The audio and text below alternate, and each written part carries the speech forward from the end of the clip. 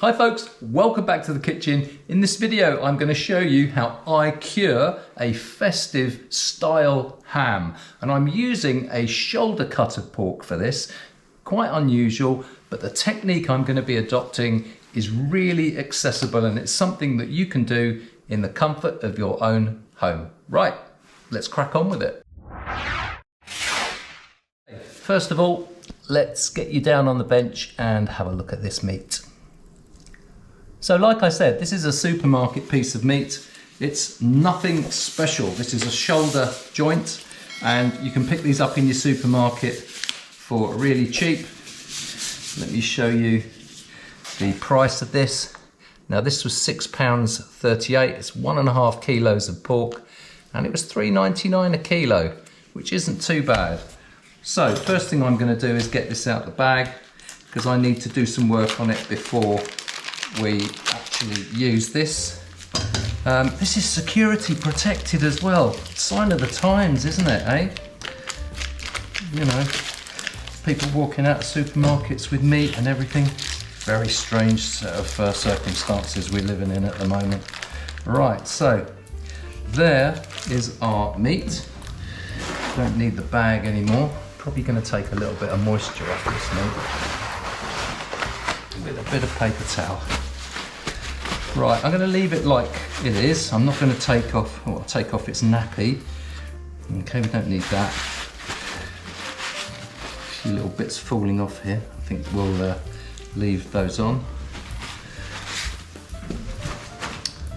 So, this is our ham, and in order for the cure to get into this, and we're going to be curing this, I'm going to be curing it in a bag, but don't worry, if you don't have a curing bag like I have with a vacuum machine, you can do this without, and I'll show you a little bit later on in the video how you can actually achieve that. So we're going to be using a wet brine with this, but in order for this wet brine to get into the meat, I'm going to be using this spiky tool here.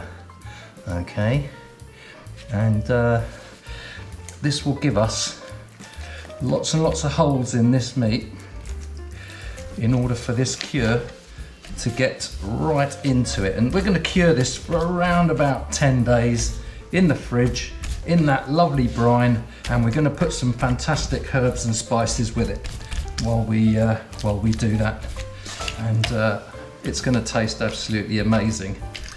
So make sure you mind your hand when you're stabbing this particular joint. You don't want to stab your fingers.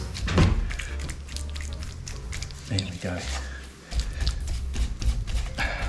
Because we're using a shoulder joint, what you get with shoulder is a lot of intramuscular fat and sinew, and that can actually delay the speed at which the brine will penetrate the meat and infuse all those flavours. So doing this step is quite a key thing. Now if you don't have one of these wonderful tools, and I got this from a Chinese supermarket, you can use an ordinary metal skewer, and that should do the trick for you. Right, so our meat is pretty much ready. There's only one little step I'm going to do with this meat, and I'll do that now so you can see how that goes.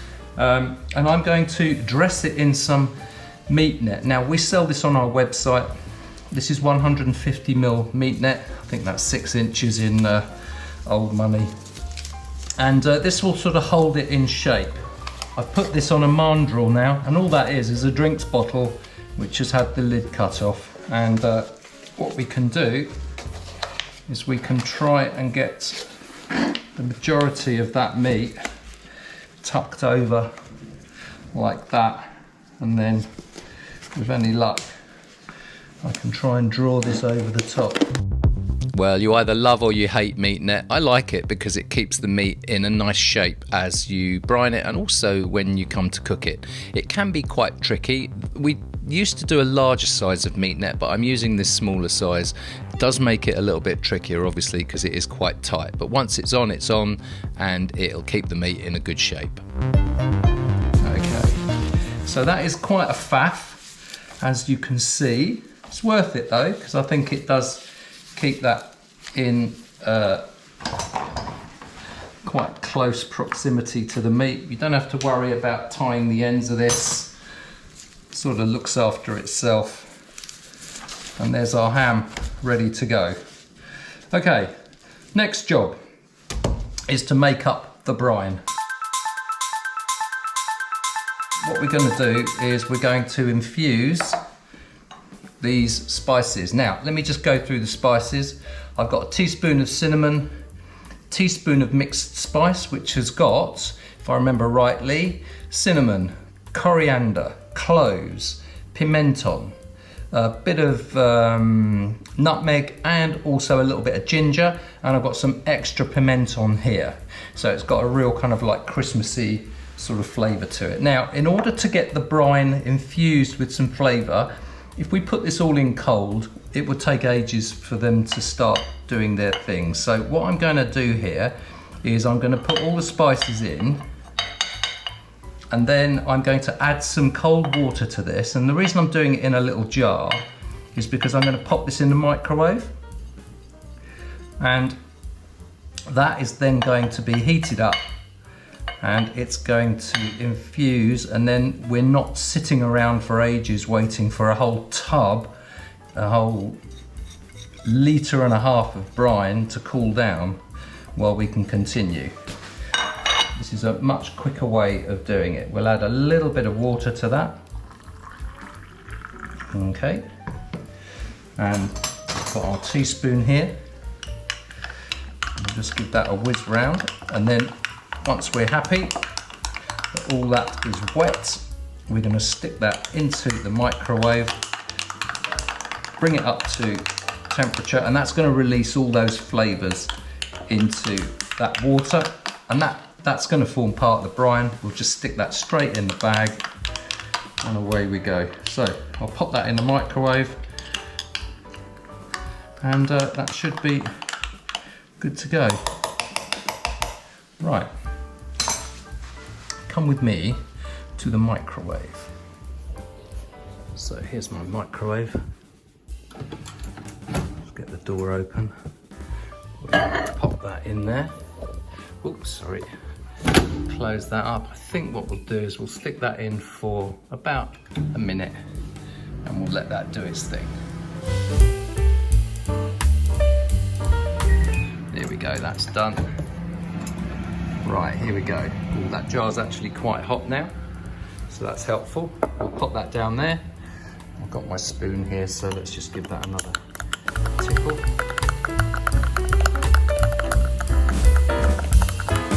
Oh wow, the aromas coming off this are absolutely amazing. So that's really done a good job there. I said I'm going to be brining this in a bag, so here is my bag. And this is a vacuum bag. I've taken this off a roll, and obviously I've measured it so that it fits the ham. I've sealed one end, and we're going to put the brine in this bag like so. First of all, I'm going to pop the water in.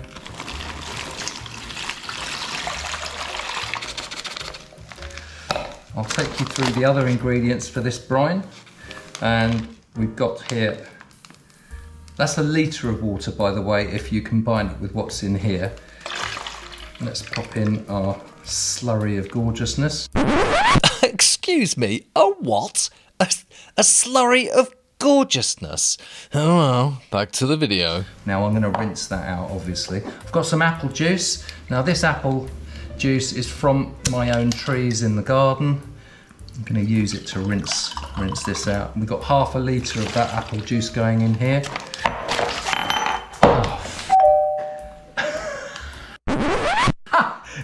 Well, that wasn't planned. Right, so be really careful that you don't spill the brine everywhere, because that is an absolute disaster. I'm going to need to clean this up. Oh, damn.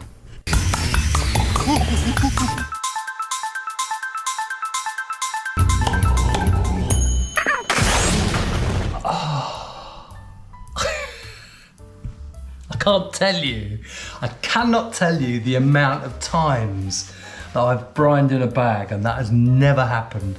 And that is the first time that has ever happened on film.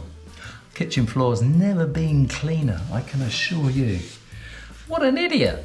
But let's bring this back to the thing in hand, shall we? I think I lost about that much water. It's all mopped up now. Oh, goodness me. Right, so where were we? Yes, that's right. I was rinsing this out and putting it in here. So, okay, look, I should really sometimes take my own advice. I do have here a little Tupperware. Let me show you. Right, so I should really be putting it in there. And that way, it's not going to fall over when I'm an idiot and I drop everything. What a muppet! What a muppet!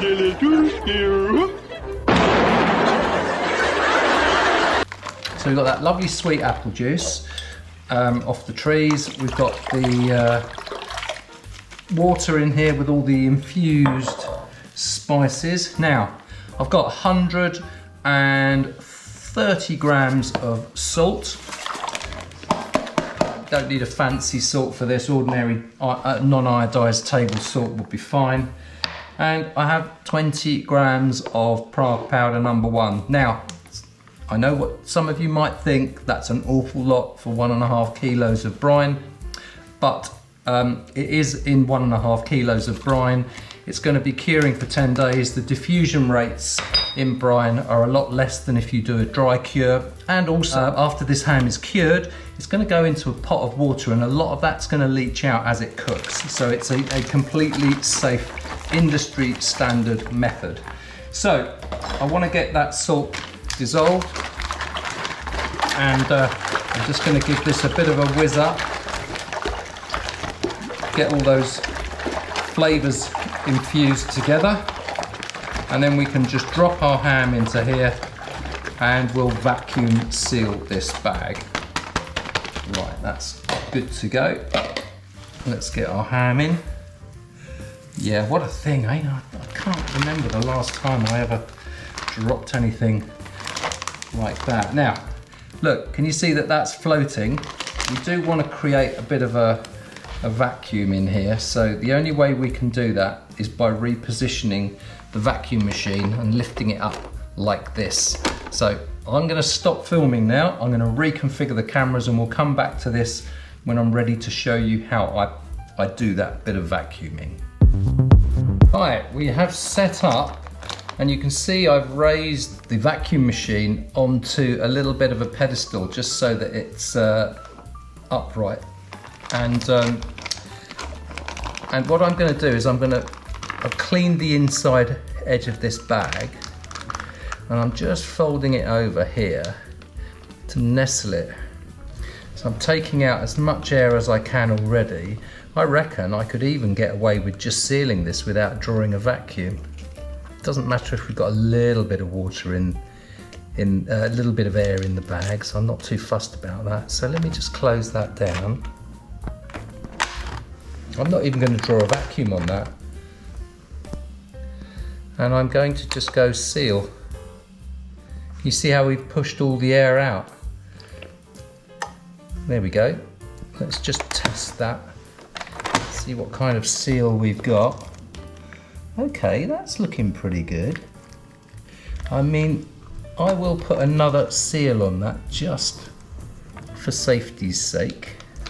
It's always better to be looking at a seal than looking for it. I'll just whack another one on there like that. And then this is ready to go into the fridge and do its thing for 10 days. So, best way of proving that a seal is worked is to just take the bag out of the bowl. Oh, I'm taking my life in my hands here. Right, there we go. And that's it. So, in order to ensure that this gets best coverage and to keep it under the brine, is to sort of prop it up a little bit. Now, if you didn't have a vacuum bag like this and you wanted to do this in a Ziploc bag, you can. These are Ziploc bags. They do the same sort of job. You'll obviously need one slightly bigger than this, but you can buy them in all different sizes, and you can put your meat. You can put your meat in here and then ziplock that up like that. But because these aren't exactly waterproof, that will seep. So you can expel as much air as you can out of here, like that. Squeeze the air out, seal it up, and then you can pop that into your plastic container, making sure that the lip stays uppermost, and that shouldn't leak. Yeah, I'm really an expert to tell you all about leaks today, because I'll level with you. While I stopped filming and was setting up for this shot, the bag fell over again, but luckily I caught it, and I only had to clean the floor for about 5 minutes this time. Unbelievable, unbelievable. Anyway, right, here we are. That's ready to go in the fridge and brine. I'm really happy with that. All the salt has now dissolved, which is great. It's got the curing salt in there. We're gonna let that go and do its thing. We're gonna keep our lip uppermost, keep all that brine over that meat, like so. And we'll see this in 10 days' time. Yay! Well, it says 10 days, but it went a little longer. The ham is brined. Okay, this has been in the fridge now for 14 days, and I'm hoping it's done. I have a pan of water simmering on the hob. I was going to say boiling, but it has come to the boil, and I've just turned it down, and that's now simmering. So I need to get rid of this brine. It's come down on the workbench. I'm going to take this out of this plastic bag, and we can go from there. We had a bit of a disaster when we did this before, so I'm going to try my best not to cause a catastrophe today. And we'll get rid of this brine.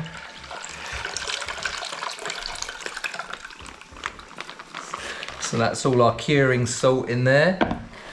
Done its job. And we're now going to plonk this into, oh, the smell. Whoa, that's lovely. Oh, those Christmassy smells. Very nice. Right, let's go and plonk this in the water. Okay, before I plonk this in the water to do its thing, what I'm going to do is stick a temperature probe in it, which I've got here. That will go right into the centre of the meat, and that will tell us when the meat is at around about 70 degrees Celsius. We'll take it out, we'll let it sit, and then what we're going to do is we're going to roast this. But we've got a few things to do before we roast it, and I'll take you through that process. Once it's done its business in here. So as soon as I put this nice cold lump of meat into here, that's going to stop the process of boiling. And it's going to raise the level of that fluid as well, quite considerably. There we go. And I'll stick the lid back on that. Actually, what I'll do is I'll poke that in a little bit more. There we go. That should sit nice and flat now. Lovely. It's always difficult to judge the height of the water when you do this. And we'll let that run, and we'll come back to this when the internal temperature, you see it's not very high at the minute. The internal temperature is up to around about 70 degrees. Oh look, it's just gone, flicked up to 18 from 17. So something's happening there. We'll let it go, and we'll come back to it when it's done. Okie dokie, right. This is now at 72 degrees, and I think we can turn it off. And if you're wondering how long that took, it was just shy of an hour. I'm just going to turn that off and let it sit for a little while, and we'll come back to that when it's all settled down. There it is. And you can see the skin on it there. Just want to get some of this moisture off. And then we'll get the meat net off it. We don't want that while it's roasting. I'm just doing this really so that it makes it easier to handle. Right, let's get the old meat net off. I'm simply using a pair of scissors to get underneath the meat net, and I'm also removing the existing trussing that was on the meat. Look at that, look at that, look at that. Nicely cured. Going to give that a taste. Oh my goodness. Yeah, that tastes amazing. Right, it's going to be even better when it's roasted. Right, before we do that, we're just going to take off the skin, the very top part of the skin, and we're going to do that just with the knife. I'm going to leave a little bit of fat on there because that's what we do.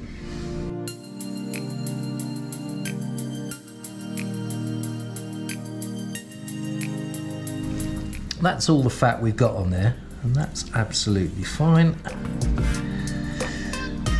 If you're watching your weight this Christmas, you don't want too much fat on there.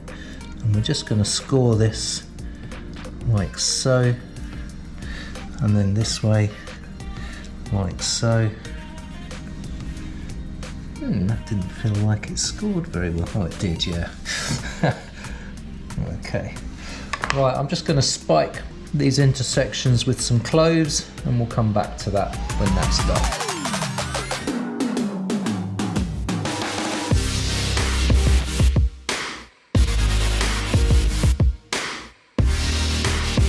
Here we go. That is ready to roast, and we'll get this in the oven. We want a nice hot oven, about 180 degrees. Okie doke, oven's up to temperature. Ham's ready to go in. This will go in for around about 25 minutes.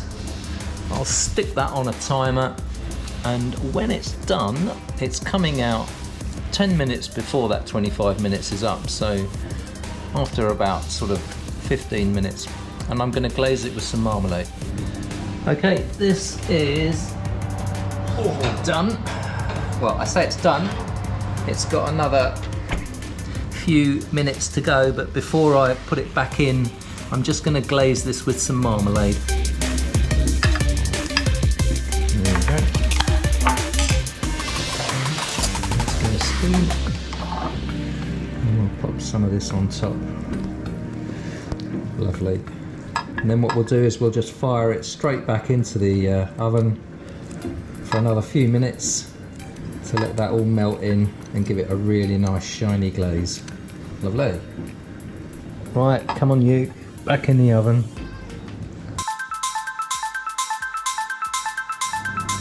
There we go. Right, this is ready to come out the oven. Let us crack the oven off. Oh, that smells amazing. It's like, look at that. Oh. Now we're just going to allow this to cool down, and once it's cooled down, we'll take a few slices and taste it. But that marmalade glaze, whoa. Oh my goodness, that tastes absolutely ridiculous. Right, I'm going to stick this on a trivet and we'll let this cool down.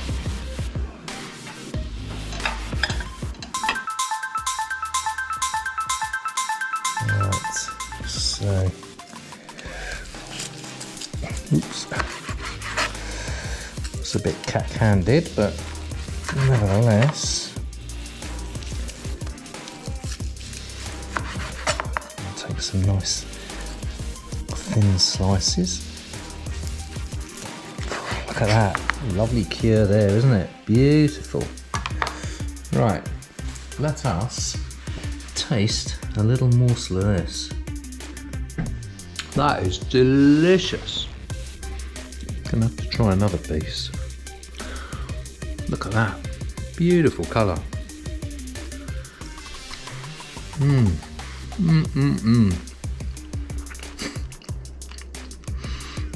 That is succulent. And you get those real sort of nice spices coming through as well. It's very subtle, not overpowering, certainly not too salty. I'm calling that a complete success. Even the knobby end's really nice. It's not something you hear every day, is it? Right, I've just fired that into a vacuum bag after taking my slices. That is a beautiful cure all the way through. I'm going to allow this to cool down properly now, and then once that's cooled, that's going in the fridge. That will firm up beautifully, and then we can slice this on a machine, or we can cut it into slices, nice thick slices, pop it into a sandwich, or we can heat some up in a pan, crack some fried eggs on it. That'll be absolutely amazing. And there you go. That's the ham. That is the complete video now. And this is so easy to do at home. This is something you can do in the comfort of your own home, in a brining bag, without any hassle at all. It does it itself. I did leave it in for a little longer. Originally, I thought it was going to take around 10 days. And because I had a few other bits and pieces on the go, I didn't get round to it until 14 days. So it just goes to show you, using this method and then, you know, cooking it in a pot, nice fresh water, you're going to leach out a lot of that salt, but you're not going to lose any of that flavour, and it is absolutely delicious. Please give it a go at home. Let us know what you think, and in the meantime, take care of yourselves, and I'll see you on the next video.